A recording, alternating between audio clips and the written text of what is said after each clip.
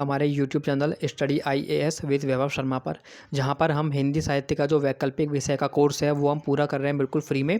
और सारे नाटक उपन्यासों को हम क्वेश्चन आंसर के फॉर्म में आपको कंप्लीट करवाएंगे। ये हमारे जो लेक्चर है वो यूपीएससी, बीपीएससी और जो यूपीपीसीएस है वो वहाँ पर बहुत ही महत्वपूर्ण है। और हमारे 2 नाटक जो हम कंप्लीट कर चुके हैं, आषाढ़ का एक दिन और भारत दुर्दशा, इन 2 नाटकों को हम कंप्लीट कर चुके हैं। आप जाकर के प्लेलिस्ट में देख सकते हैं। और आज जो हमारा नाटक शुरू हो रहा है उसका नाम है स्कंदगुप्त। बच्चा बहुत इंपॉर्टेंट नाटक है ये, क्योंकि पिछले 2-3 सालों से इस नाटक से कोई भी क्वेश्चन नहीं आया है। तो इसलिए संभावना है कि 2023 में ये जो नाटक है बहुत ज़्यादा इसमें से शायद क्वेश्चन आ सकता है। और अगर कोई भी क्वेश्चन आता है तो कम से कम 10 नंबर का आपको एक क्वेश्चन इसमें से आराम से मिल जाएगा और 10 नंबर की आपको व्याख्या भी मिल सकती है इसमें से। तो हम शुरू करने जा रहे हैं बच्चा। इसकी अगर आपको समरी समझनी हो ना तो आप बाहुबली 1 और बाहुबली 2 इन 2 पिक्चर को ध्यान से देखो और समझ लो। इसी तरह की कहानी जो है वो स्कंदगुप्त की कहानी है। जो राज्य में कुछ लोग होते हैं जो राज्य के विरोध में काम करते हैं, कुछ लोग देवसेना जैसे लोग होते हैं जो राज्य का साथ देते हैं। तो इस तरह की कुछ कहानी है, आप वो समझो।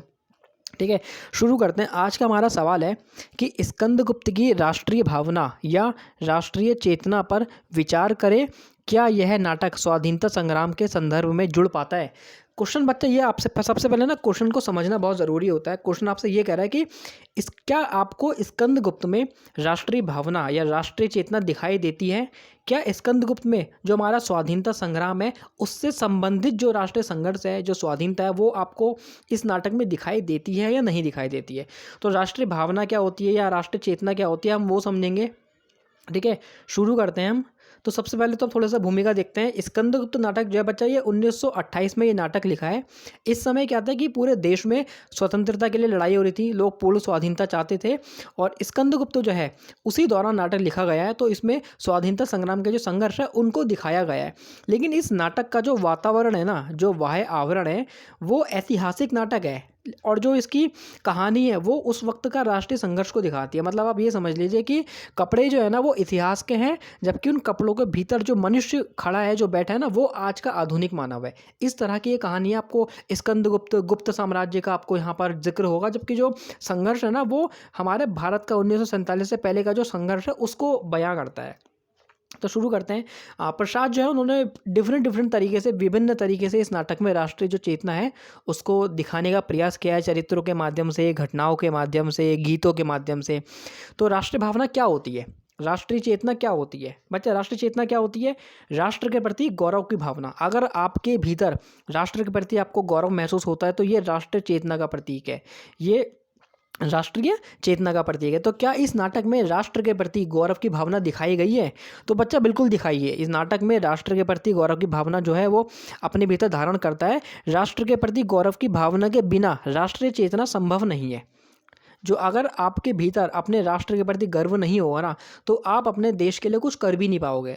तो इसलिए देश के लिए कुछ करने के लिए, देश के लिए हमारे भीतर ना एक जो गौरव की भावना है ना वो होना बहुत ज़रूरी है कि हमें अपने देश पर गर्व हो। तो प्रसाद एक 4 लाइन की कविता भी कहते हैं कि किसी का हमने छीना नहीं, हमने किसी से कुछ नहीं छीना, प्रकृति का रहा पालना यही। भारत देश जो है ना वो प्रकृति का पालना है। कितना गर्व है, देखो इस लाइन में, देखो कि भारत देश जो है वो प्रकृति का पालना है। इस पालने में समस्त पृथ्वी जो है वो पाली जाती है। हमारी जन्मभूमि थी यही, जिस जगह हम है ना ये हमारी जन्मभूमि थी, कहीं से हम आए थे नहीं, हम कहीं से नहीं आए हैं। भारत देश जो है वो हमारी जन्मभूमि है। भारत देश जो है वो प्रकृति का पालना है। तो ये क्या है, ये अपने देश के प्रति गर्व को दर्शाता है। ठीक है, और क्या रीज़न होता है? और राष्ट्रीय चेतना को और कौन सी चीज़ है जो राष्ट्रीय चेतना को दर्शाते हैं? दूसरा होता है देश की दुर्दशा के प्रति वेदना का भाव। अगर आपको अपने देश के प्रति, अगर आपके देश में कुछ गलत हो रहा है और आपको उससे दुख हो रहा है ना, तो ये क्या है, ये आपकी राष्ट्रीय भावना को दिखाता है कि आपको अपने राष्ट्र से प्रेम है, आपको अपने देश से प्रेम है, या आपकी राष्ट्रीय चेतना को दिखाता है। तो नाटक में भी ये चीज़ दिखाई पड़ती है। जब देश पर विपदा का समय आता है ना तो उस वक्त राष्ट्र चेतना को दिखाया जाता है। इसमें एक कैरेक्टर है, एक चरित्र का नाम है देवसेना, वही जो बाहुबली में थी वही चरित्र है देवसेना। तो देवसेना अपनी सेना को बलशाली बनाने के लिए, अपनी सेना को मैनेजमेंट करने के लिए भीख मांगती है ताकि वो धन एकत्र कर सके और अपनी सेना को बढ़ा सके। और इसके साथ ही वो गीत भी गाती है कि देश की दुर्दशा निहारोगे, डूबते को कभी उबारोगे, सो रहे हो तुम ना भाग्य सोता है, आप बिगड़ी तुम ही संवारोगे। देवसेना जो है ना उसको बहुत दुख है अपनी देश की दुर्दशा के पीछे, क्योंकि 1928 में हम स्वतंत्र हुए नहीं थे, राष्ट्रीय संघर्ष चल रहा था। तो देवसेना जो है वो बहुत ज़्यादा दुख व्यक्त करती है। सेना को खर्चा सेना को चलाने के लिए जो पैसे की ज़रूरत होती है वो देवसेना खुद भीख मांग करके उस पैसे का अरेंजमेंट करती है। और क्या है, और कौन सी चीज़ें हैं जो राष्ट्र के प्रति, जो हमारी राष्ट्रीय भावना को दर्शाता है। बच्चा अगला होता है राष्ट्र के लिए त्याग की भावना। बच्चा प्रत्येक व्यक्ति के भीतर ना अपने देश के लिए त्याग की भावना होनी चाहिए। जैसे हमारे देश में इंडियन आर्मी के प्रति जो है त्याग की भावना बहुत ज़्यादा होती है, यही रीज़न है कि वो बॉर्डर पर हमारी रक्षा करते हैं। तो क्या इस नाटक में देश के प्रति, राष्ट्र के प्रति त्याग की भावना दिखाई देती है? बेटा बिल्कुल दिखाई देती है। रचना में देवसेना और भीम वर्मा जो है ना, वो अपने राज्य को देश पर न्यौछावर करना चाहते हैं, जो उनके राष्ट्र प्रेम को दर्शाता है। होता क्या है कि देवसेना और भीम वर्मा जिनका अपना अपना राज्य होता है, तो जब इनके पूरे देश के ऊपर कोई समस्या आती है ना, तो ये अपने राज्य को भी त्याग कर देते हैं कि हमारे देश पहले और राज्य बाद में। यहाँ तक कि देवसेना का जो प्रेमी होता है स्कंदगुप्त से वो प्रेम करती है, स्कंदगुप्त देवसेना से प्रेम करता है, लेकिन देवसेना इतनी ज़्यादा राष्ट्र प्रेमी है कि जब उसको लगता है ना कि स्कंदगुप्त प्रेम में बहुत ज़्यादा पड़ गया और वो देश के प्रति बिल्कुल भी ध्यान नहीं रख रहा है, तो स्कंदगुप्त अपने पति तक को छोड़ देती है। ये लगा लो आप, वो अपने पति को भी छोड़ देती है। जब देवसेना को लगता है ना कि स्कंदगुप्त जब वो प्रेम में बहुत ज़्यादा अकर्मण्य होने लगा है, उसका बिल्कुल भी देश के प्रति ध्यान नहीं है, तो वो अपने प्रेमी स्कंदगुप्त को छोड़ देती है। वो दिखाता है कि जिए तो सदा उसी के लिए। ये क्या है, ये त्याग की भावना को दिखाती है। अगर हम जिए हैं ना तो सदा अपने देश के लिए जिए, यही हमारा अभिमान है और यही हमारा हर्ष है। निछावर कर दे हम सर्वस्व, ये हमारा प्यारा भारतवर्ष। बच्चा ये जो मैं बीच बीच में कविताएं आ रही है ना, 4-4 लाइनों की, ये आपको पेपर में लिखनी पड़ेंगी। अगर आपने एक कविता लिख के आ गए ना, तो आपको ये समझ लो कि औरों के तुलना में ना 1 से 2 नंबर आपको एक्स्ट्रा मिल जाएंगे, 1 से 2 नंबर। ये मैंने बहुत ही सोच समझ के नोट्स बनाए। आप ये सोचो कि हाँ मुझे और कहीं से और अच्छे नोट्स मिलेंगे, तो इससे अच्छे नोट्स ना आपको पूरे यूट्यूब चैनल पे कहीं नहीं मिलने वाले। ये मैंने डिफरेंट नोट्स से, किताबों से छांट करके मैंने ये नोट्स बनाए, इसलिए अच्छे से इनको बनाए और इनको रिविज़न करें। और क्या है, राष्ट्रीय भावना को क्या दर्शाता है? विदेशी पात्रों के द्वारा जब आप प्रशंसा करवाना, जब विदेशी पात्र जो है ना, जब आप विदेशी पात्रों के भी द्वारा हमारे देश की प्रशंसा की जाती है, तो वो क्या होता है, हमें बहुत ज़्यादा राष्ट्र गर्व होता है अपने देश के ऊपर। ये भी राष्ट्रीय भावना को दर्शाता है।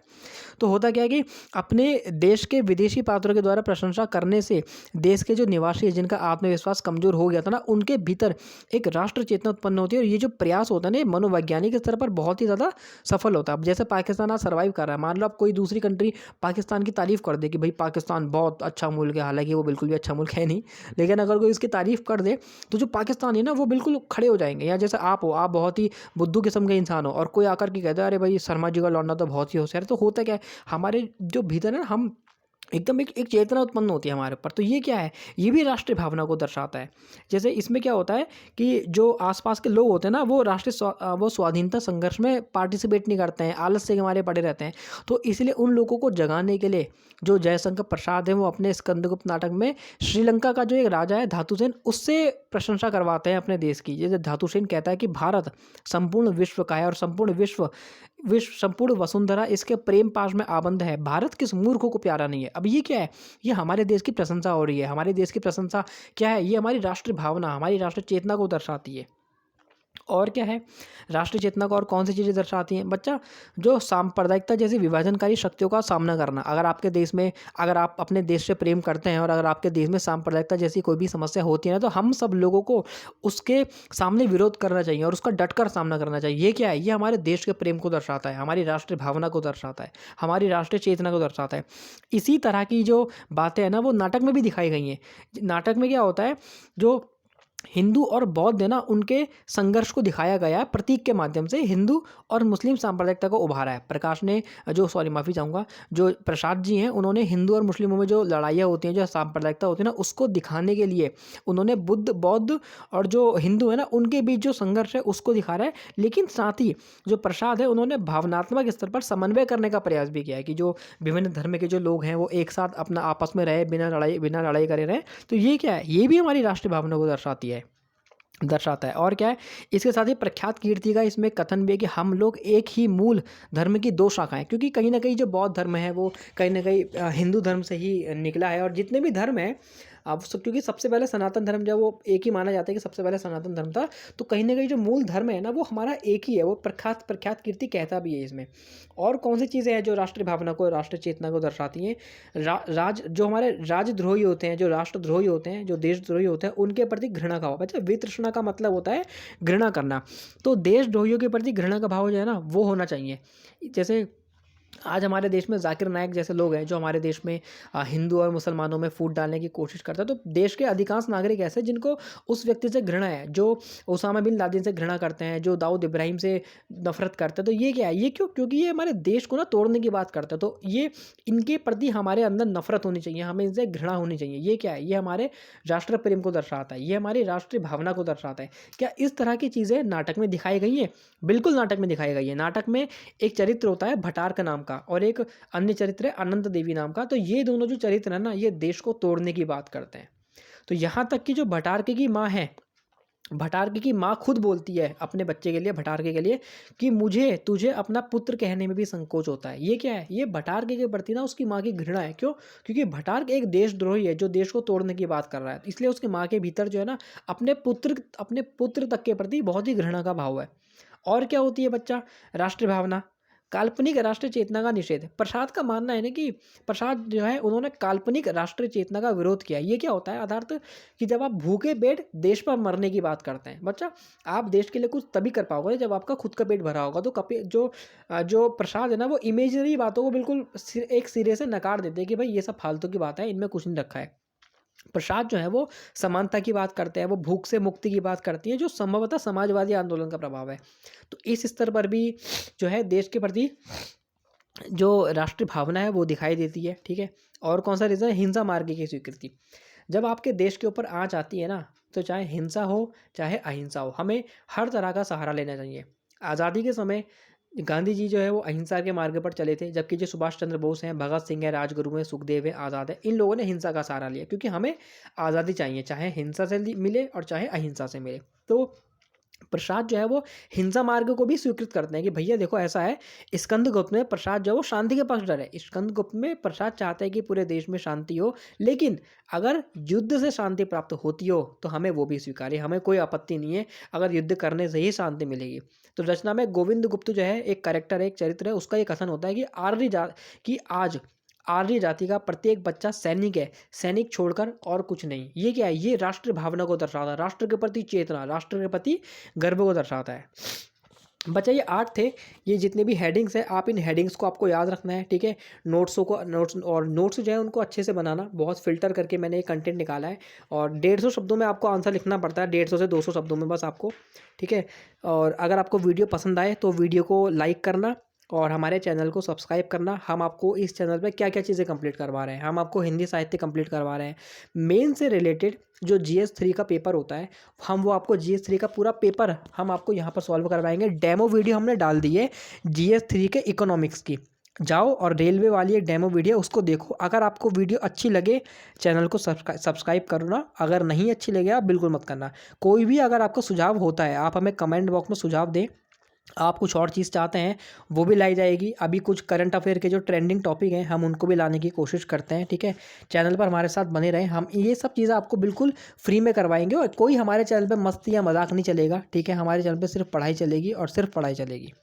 अगर आपको वीडियो पसंद आए तो वीडियो को लाइक करें और चैनल को सब्सक्राइब करें। Thank you so much.